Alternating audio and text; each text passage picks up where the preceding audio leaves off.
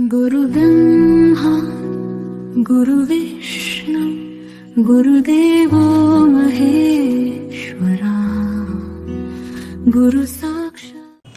আপনি কি এখনো আপনার প্রয়াত প্রিয়জনের ফিরে আসার প্রতীক্ষায় রয়েছেন? হয়তো অধীর আগ্রহে আজও অপেক্ষা করছেন প্রিয়জনের ফিরে আসার জন্য। তাহলে এই ভিডিও আপনার জন্যই। কেননা সব আত্মা নতুন পরিবারে পুনর্জন্ম নেয় না। কিছু আত্মা বারবার ফেলে যাওয়া পুরনো পরিবারেই ফিরে আসে। আর কেন আসে সেটা নিয়েই আজকের এই ভিডিও। কাজেই দেখতে থাকুন, শুনতে থাকুন।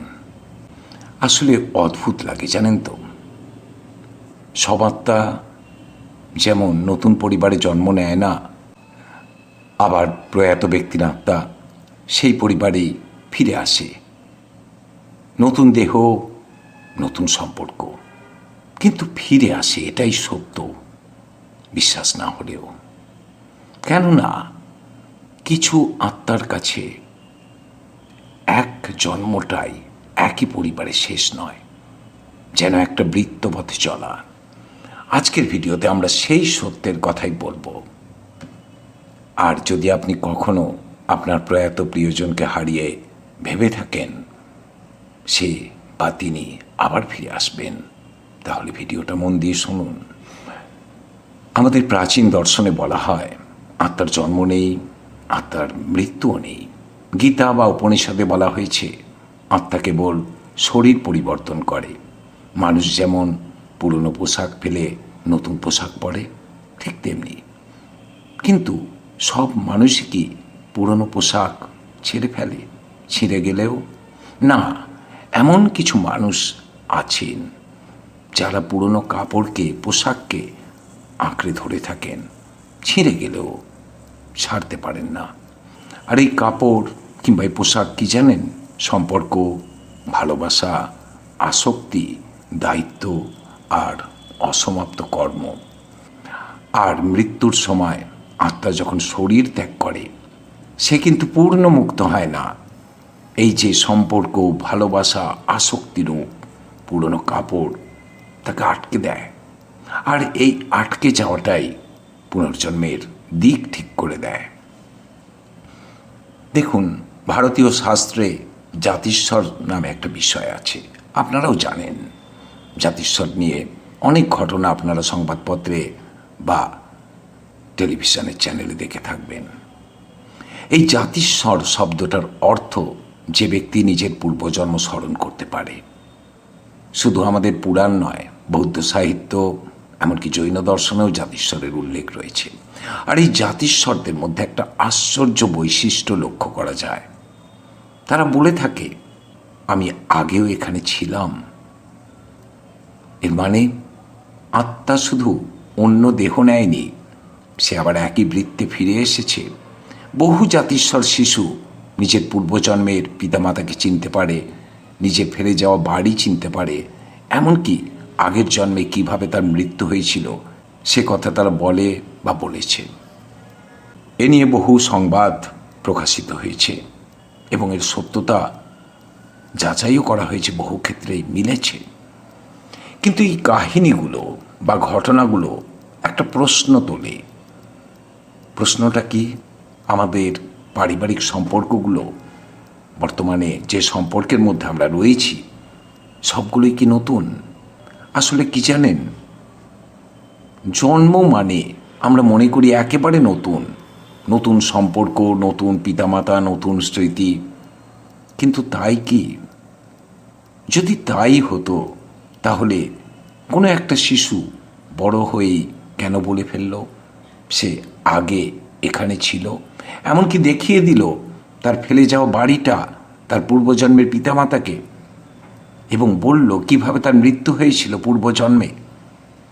অদ্ভুতভাবে দেখা গেছে সেগুলো মিলেছে। সব ক্ষেত্রে না হলেও 100টার মধ্যে 4টে কেস কিন্তু বাস্তবে প্রমাণিত হয়েছে।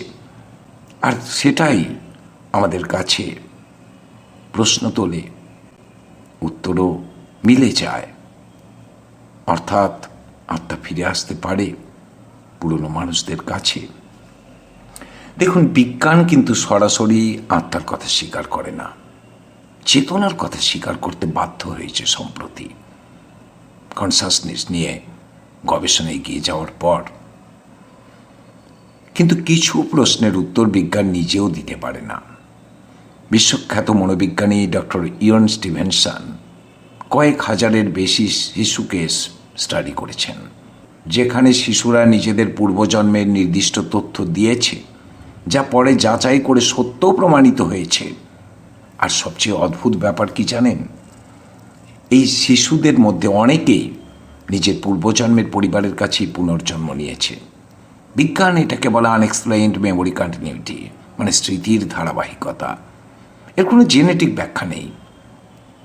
বিজ্ঞানের মতে আপনারা জানেন যে স্মৃতি মস্তিষ্কেই থাকে, কিন্তু মৃত্যুর পর সে মস্তিষ্ক তো শেষ হয়ে যায়, আর জন্মানোর সময় যে মস্তিষ্ক আসে সেটা একেবারে নতুন। কোনো স্মৃতি সেখানে সংরক্ষিত থাকতে পারে বলে আমরা বিশ্বাস করি না, বিজ্ঞানও করে না। তাহলে এই স্মৃতি আসে কোথা থেকে? এখানে বিজ্ঞান থেমে যায়, কিন্তু দর্শন এগিয়ে চলে। কিছু বিজ্ঞানী মনে করেন, যারা কোয়ান্টাম কনসাসনেস নিয়ে গবেষণা করছেন, তারা মনে করেন, বহু বায়োলজিস্টও মনে করেন, তারা প্রমাণও করেছেন বহু ক্ষেত্রে, স্মৃতি শুধু নিউরনের ব্যাপার নয়, এটা চেতনা তথা কনসাসনেসের ধারাবাহিকতা। আর যদি চেতনা বয়ে চলতে পারে, তাহলে আত্মাও বয়ে চলে। কাজেই যে আত্মা বয়ে চলে এক জন্ম থেকে অন্য জন্মে, সে নতুন পরিবার সবসময় পেতে নাও পারে। আবার এটাও মনে রাখবেন যে সব আত্মাই কিন্তু পুরনো পরিবারে ফেরে না। যে আত্মা নিজের কর্ম শেষ করতে পেরেছে, আসক্তি কাটাতে পেরেছে, ভালোবাসাকে ছাড়তে পেরেছে, যার কোনো টান, কোনো আফসোস, কোনো অসমাপ্ত কর্ম নেই, সেই গিয়ে যেতে পারে সামনের দিকে, নতুন পথে। কিন্তু যে আত্মা ভালোবাসা, দায়িত্ব, ভয়, রাগ অথবা অপরাধ বোধে আটকে থাকে, সেই আত্মারা নতুন পথে যেতে পারে না। তারা সেই ফিরেই তাকায় পুরনো ঠিকানাটার দিকে। আর এই আত্মা দেখা যায় কোন ক্ষেত্রে জানেন? যে মা হয়তো মৃত্যুর সময়ে ভেবেছিল আমার সন্তানদেরকে দেখবে, যে পিতা বলেছিলেন আমি এখনো দায়িত্ব শেষ করে উঠতে পারিনি, এখনো অনেক কাজ বাকি রয়েছে। এই আত্মারা নতুন পথে যেতে পারে না।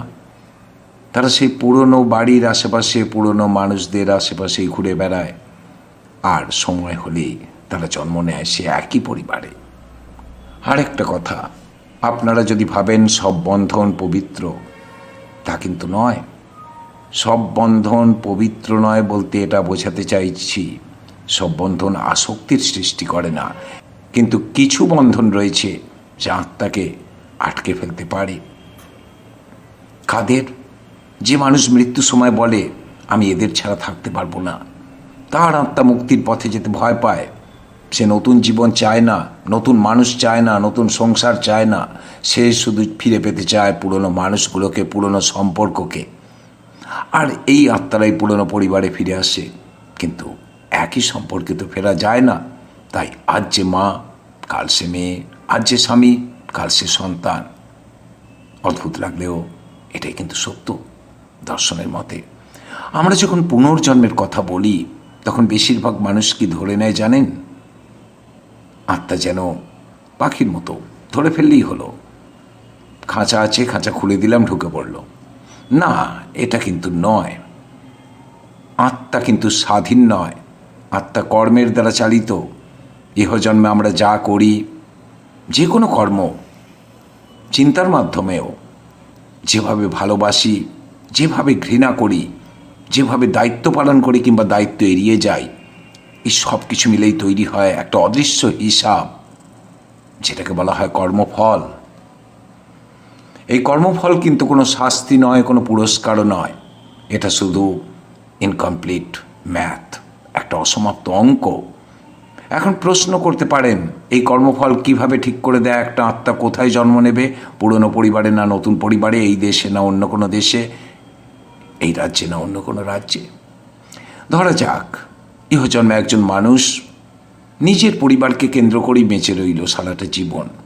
সুখ দুঃখ ভালোবাসা আনন্দ সিদ্ধান্ত আবেগ সব কিছুই সেই পরিবার কেন্দ্রিক। সেই পরিবারকেই ভালোবাসলো, কিন্তু এই ভালোবাসা কখন যে আসক্তি তৈরি করে ফেললো সে নিজেও বুঝতে পারল না।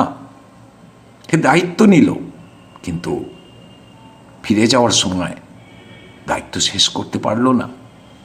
আর এই মৃত্যুর সময় অর্থাৎ ফিরে যাওয়ার সময় আত্মার মনে যদি থাকে আমি ওদের ছেড়ে যেতে পারছি না বা আমার কাজ এখনো শেষ হয়নি, তাহলে দর্শন বলছে তার আত্মা মুক্ত হয় না, কারণ কর্ম তখন অসম্পূর্ণ। আর এই অসম্পূর্ণ কর্মই আত্মাকে বেঁধে রাখে ঠিক সেই জায়গাতেই যেখানে কর্মটা তৈরি হয়েছিল। এজন্যই দেখা যায় একজন মা যিনি জীবনে নিজের সন্তানকে দৃঢ়ভাবে আঁকড়ে ধরে বেঁচেছিলেন, মৃত্যুর পর আবার সেই পরিবারেই জন্ম নিতে পারেন, কখনো নাতি হিসাবে, কখনো নাতনি বা কন্যা হিসাবে। এটা কোনো গল্প নয়, এটা কর্মের গাণিতিক ফল। ঠিক একইভাবে যদি কেউ ইহজন্মে পরিবারের কারো প্রতি অবহেলা করে, কষ্ট দেয় বা অন্যায় করে চলে যায়, সেই কর্ম অর্থাৎ তার সেই কর্ম অসম্পূর্ণ থেকে যায়। এই অসম্পূর্ণ কর্ম পরের জন্মে আবার সেই আত্মাদের মুখোমুখি করে। এই জন্যই দর্শন বলে আমরা পরিবার বেছে নিই না, আমাদের কর্মই আমাদের পরিবার বেছে দেয়। এখন আসি প্রয়াত ব্যক্তিদের প্রসঙ্গে। বহু মানুষ বলে থাকেন আমার বাবা চলে যাওয়ার পর আমার সন্তানের আচরণে আমার বাবাকেই দেখতে পাই। কেউ বা বলেন ওর চোখের দিকে তাকালে মায়ের কথা মনে পড়ে যায়। অনেকে হয়তো এই অনুভূতিগুলোকে আবেগ বলে উড়িয়ে দেন, অনেকে বলবেন এটা জিন ঘটিত ব্যাপার। স্বীকার করছি এর বহুলাংশেই জিন দায়ী, অবশ্যই। কিন্তু এমন কিছু ক্ষেত্র আছে, এমন কিছু কথা ওই শিশুরা বলে যেগুলো একমাত্র জানতো বা জানতেন সেই প্রয়াত ব্যক্তি। দর্শন বলে যাদের মধ্যে আবেগ বেশি, সেই আবেগটাই তাদের পরের জন্মের দরজা ঠিক করে দেয় কোন পরিবারে সে জন্ম নেবে। আর এই আত্মারা নতুন পরিবারে যায় না, কারণ তার কর্ম নতুন জায়গায় শুরু করার মতো অবস্থায় নেই। সে ফিরে আসে পুরনো সম্পর্কের ভেতরেই, কিন্তু নতুন শরীরে। আর আরেকটা কথা বলি, এই ফিরে আসাটা কিন্তু সব সময় সুখের আনন্দের তা কিন্তু ভাববেন না। বহু সময় এই চক্রটা হয় অনেক কষ্টের চক্র। একই পরিবারের মধ্যে যে সমস্যা, যে মানসিক যন্ত্রণা, যে সম্পর্কে টানাপোড়েন দেখা দিয়েছিল, আবার হয়তো সেই চক্রেই ফিরতে হয়। দর্শন বলে এটা তখনই ঘটে যখন ইহজন্মের কর্ম থেকে শিক্ষা নেওয়া হয়নি, অর্থাৎ আত্মা শিখতে পারেনি, সে শুধু ফিরে এসেছে সেটা সম্পূর্ণ করার জন্য। এই জন্যই গীতায় বলা হয়েছে কর্ম থেকে পালানো যায় না, কিন্তু কর্মকে পরিশুদ্ধ করা যায়। যে মানুষ ইহজন্মে নিজের দায়িত্ব সম্পূর্ণ করে, ভালোবাসে কিন্তু আঁকড়ে থাকে না, ক্ষমা করে আবার ভুলেও যায় না, সেই আত্মা মৃত্যুর সময় বন্ধনহীন অবস্থায় থাকে। তাই সে আর পুরনো দরজায়, পুরনো বাড়ির দরজায়, পুরনো সংসারে ফিরে আসে না। কিন্তু যে আত্মা নানা সমস্যা নিয়ে ফিরে যায়, সে কিন্তু ফেরে সেই পুরনো জায়গাতেই, পুরনো ঠিকানাতেই। তাই পুনর্জন্ম মানে নতুন শুরু নয়। পুনর্জন্ম শব্দটার মানে হলো অসমাপ্ত কাজের ধারাবাহিকতা, কন্টিনিউটি। সব আত্মা ফিরে আসে না, কিন্তু যারা ফিরে আসে তারা ভুল করে ফিরে আসে না, তারা আসে নিজেদের কর্ম শেষ করতে। এখন আপনাদের একটা প্রশ্ন করে এই আলোচনা শেষ করছি। আপনারা কি ইহজন্মে আপনাদের সব কর্ম সম্পূর্ণ করেছেন বা করছেন, নাকি ভবিষ্যতের জন্য রেখে যাচ্ছেন? আর যদি রেখে যান তাহলে জানবেন ফিরতেই হবে।